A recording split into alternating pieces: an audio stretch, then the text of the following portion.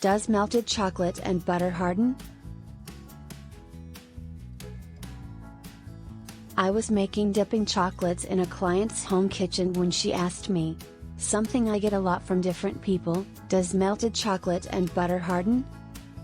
This is a common question most beginners or first-timers have. It's a very legit question. One time, I ran out of coconut oil and substituted it with butter. My melted chocolate failed big time. It was grainy and lumpy and spelled all sorts of disasters.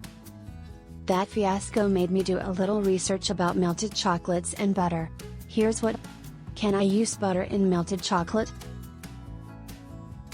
The mystery about melted chocolate is its hypersensitivity to react to even the tiniest bit of water. It automatically becomes lumpy and grainy, which is also known as seizing.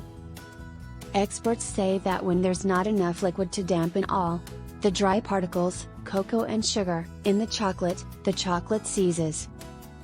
However, the key words here are not enough. Again, when the water is not enough to dampen all the dry particles, the chocolate seizes. So, if there is enough water to dampen the dry particles, it should be safe to melt the chocolate without ruining it. Chocolate shell recipe using butter. Here's an easy, two-step alternative in making chocolate shells if coconut oil or cocoa butter are not available. Prep time, 5 minutes, cook time, 2 minutes, total time, 7. Ingredients: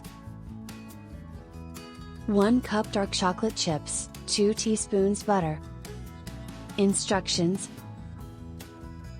Step 1. In a microwavable bowl, put together the chocolate chips and butter.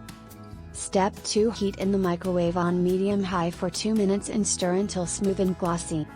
Additional tips: This is a perfect chocolate coating for strawberries, marshmallows, pretzel. I sometimes sprinkle a little bit of salt after coating anything with my melted chocolate. You can also use chopped nuts on top. The kids love to roll their chocolate-coated marshmallows with sprinkles. Drizzling chocolate sauce on top of the chocolate shell would be a great addition to your